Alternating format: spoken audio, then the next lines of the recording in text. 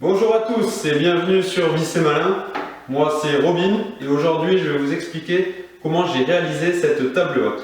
Cette table haute qui a la particularité d'avoir un côté étagère, des pieds massifs qui donnent un effet rustique et un plateau fait de planches de 15 cm, donc un plateau fait maison. Vous aimez cette table? Les explications, c'est tout de suite, c'est maintenant, c'est Vie c'est malin. Let's go!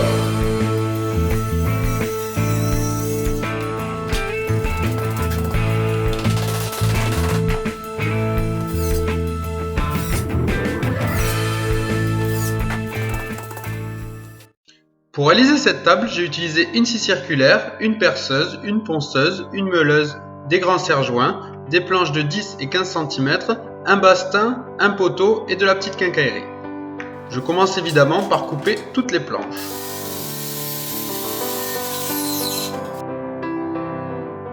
Vous trouverez toutes les dimensions et les détails sur le site internet vicesmalin.com. Les bastins seront les pieds côté étagère.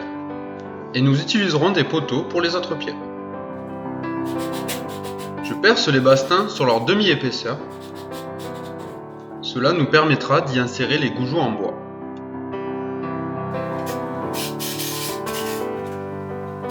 Encore une fois, retrouvez tous les détails sur vicesmalin.com.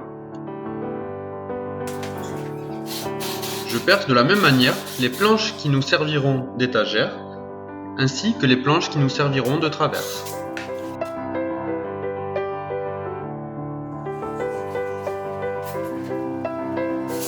J'assemble ensuite les deux planches, en respectant évidemment l'angle droit, afin de créer une étagère.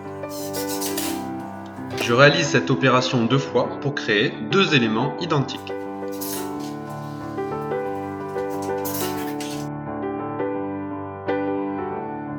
Puis on passe à l'assemblage de notre structure étagère. Pour cela, on met les goujots en place, puis on applique de la colle. Et on enfonce notre élément. Allez, on enfonce, voilà, hop, hop, on tape sur le dessus, vas-y, tape, tape, tape, c'est bon, ça marche. Et c'est parti, on fait la même chose pour tous les éléments. On n'oublie pas les tiges en fer et la traverse. On présente ensuite le deuxième pied, on n'oublie pas tous les petits goujons et la colle. Et nous allons coller l'ensemble avec des serre-joints en serrant petit à petit de chaque côté pour que ça se mette en place.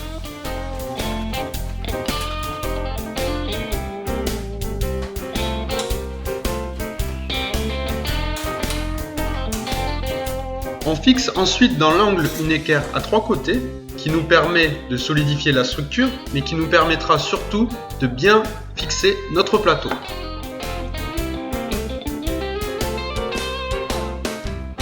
Je place ensuite la grande traverse que je colle et que je fixe également avec une équerre à trois côtés.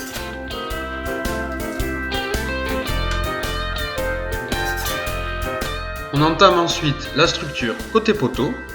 Même mode opératoire, on perce, on goujonne, on colle et on fixe avec des équerres.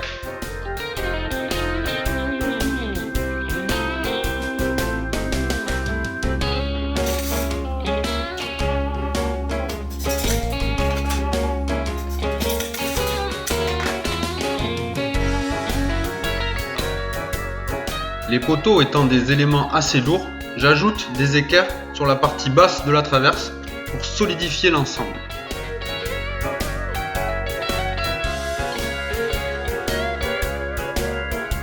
Même chose pour la grande traverse.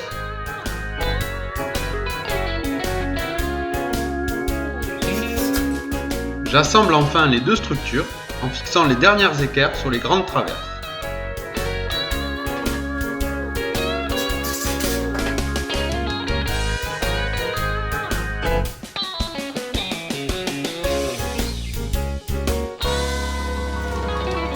On va maintenant créer notre plateau. Pour cela, je perce les côtés de mes planches de 15 cm afin de pouvoir y insérer des goujons. L'écart entre les goujons doit vraiment être identique pour que les planches puissent s'emboîter. J'ai volontairement coupé les planches plus grandes à 110 cm pour rectifier tous les décalages. On place ensuite la colle sur la tranche de nos planches et on emboîte les morceaux ensemble.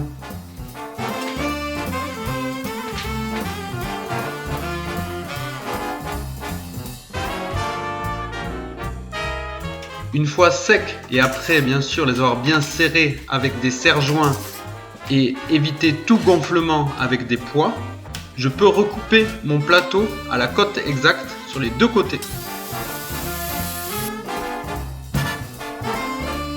Je rectifie la planéité de mon plateau en le ponçant avec un papier de 60.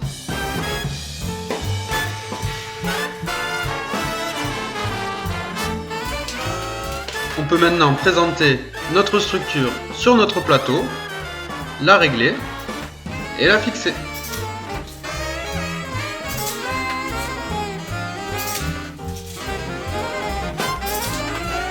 On fixe notre plateau grâce aux équerres à trois côtés et on ajoute également des petites équerres, 2 sur la grande traverse et 1 sur la petite traverse.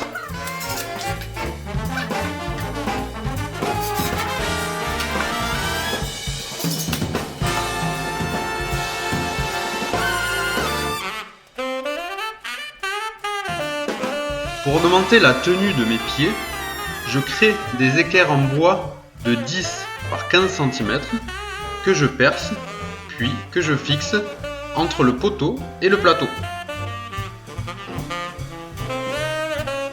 J'entame maintenant le ponçage général en utilisant un papier de 120 ou 80 pour les petits décalages,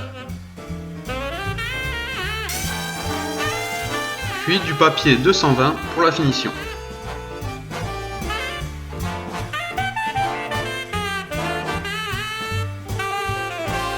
J'ai choisi ici d'appliquer une teinture puis un vernis, mais on peut aussi tout simplement appliquer une lasure.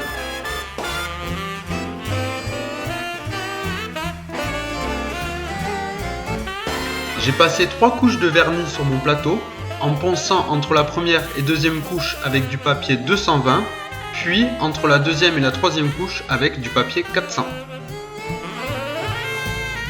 La petite astuce pour être sûr de bien appliquer le vernis est d'être en contre-jour ou d'utiliser un spot de lumière rasant. Et voilà, notre table haute est finie. Elle est pas belle comme ça? En tout cas, moi j'ai pris vraiment beaucoup de plaisir à la faire. J'espère que je vous ai donné aussi envie de bricoler, de faire cette table, de regarder nos prochaines vidéos, car on essaye dans Vice et Malin de faire des projets réalisables, accessibles à tout le monde. En tout cas, merci. N'hésitez pas à laisser des commentaires, à partager. Et à très vite pour une prochaine vidéo. Merci, c'était Vice et Malin, la table haute de Robin.